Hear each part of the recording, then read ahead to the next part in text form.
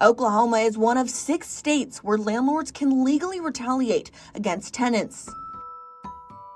44 other states have figured this out, starting well back in the 70s. It was actually part of the uniform sort of recommended law at the time that most states based their landlord-tenant law on, and it was just baked in from the beginning. And when Oklahoma adopted the Oklahoma Residential Landlord-Tenant Act in 1978, they did so based on that model law, but excluding pretty much all of the tenant remedies, including the anti-retaliation protections. And that remains true over 50 years later.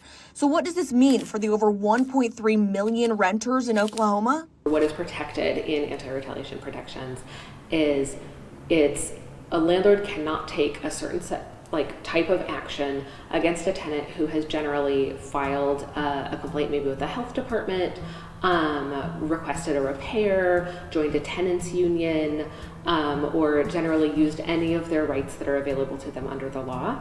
And they can't retaliate by terminating a lease, by raising their rent, by decreasing services, or by filing an eviction.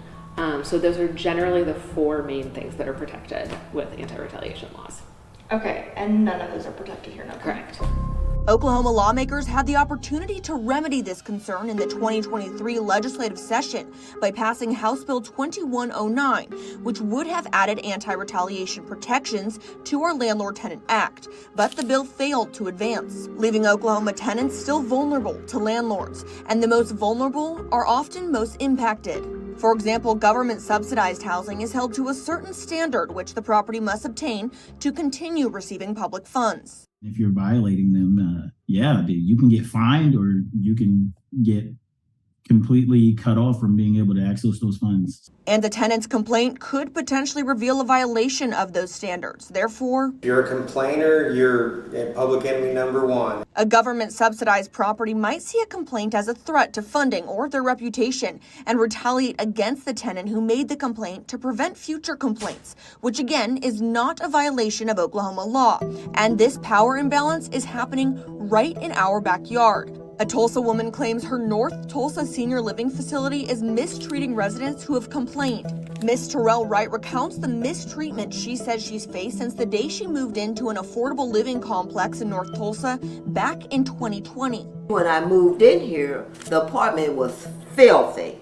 It looked like in the washing machine they had been making mud pies. She says she complained to management about the filth, the low water pressure, and the absence of hot water in her apartment, all things Miss Wright expected to be addressed by her landlord. Today, Miss Wright claims those initial complaints served as the starting point of her conflict with the landlord. They told me that if I complained one more time, That's where it's all started. that they were going to put me out. According to Oklahoma legal advocate Robert Mann, Miss Wright's landlord has violated her leasing agreement, both physically and financially, on multiple occasions without repercussions. It all started with questionable late fees. They tried to get me on late payment of my rent, but I prepay my rent every month. They wrote me notices that if I didn't show them receipts, that they were going to kick me out of the apartment. So I immediately decided to check my records. Wright's records prove on the 4th Wednesday of every month, she goes to her bank and gets a cashier's check made out to the North Tulsa rental property with her full rent amount. Yet each late notice was dated more than 2 weeks after she handed in her check. That's just one of the concerns noted by Mann and his team. According to the lease, the apartment complex can conduct inspections quarterly, with notice and when scheduled. But according to Wright, they have occasionally done inspections of her residence more than once in 1 week, at whatever time they want, without notice. I'm in my bedroom, making up my bed and everything, but I have my door closed, and I hear somebody coming into my apartment. So I open the doorbell, and here comes Mr. AJ and Miss Brittany tiptoeing. I said, "What are you all doing? Why didn't you ring the doorbell?" They didn't knock? No. Did They have- used their key.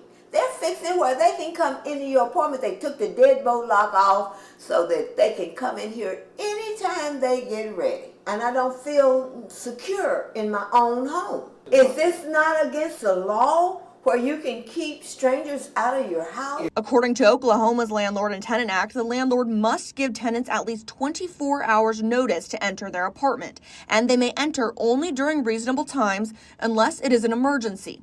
But because of the lack of tenant protections, it's really hard in Oklahoma to hold a landlord accountable. And I think most folks would assume that this is something that is already in place because it makes sense, right? It's common sense that you would assume that you wouldn't get punished for asking for habitable living conditions.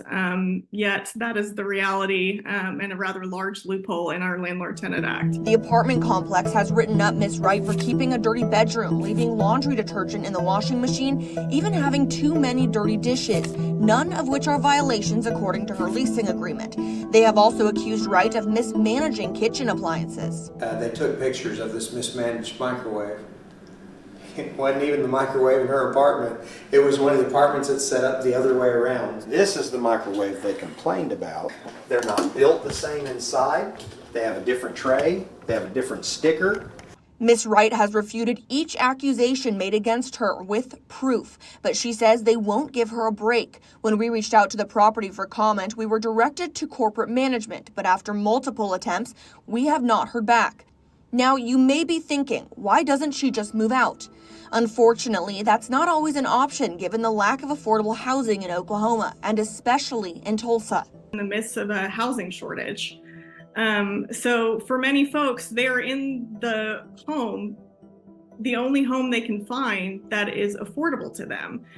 So sometimes the choice is living with health and safety violations, with conditions that affect their health and well-being, versus losing the only home they have and possibly facing eviction or homelessness. House Bill 2109 could remedy this power imbalance between landlords and tenants by enacting anti-retaliation protections. But that decision is in the hands of our lawmakers. Last year, the bill failed to advance, but that doesn't mean it was thrown out. It didn't get a hearing on the Senate floor, but that means it's still alive for consideration this session. It's one vote away, so hopefully legislators will pick that up in 2024 and finish the work and get us back in line with the rest of the country. Mckenzie Richmond, News Channel 8.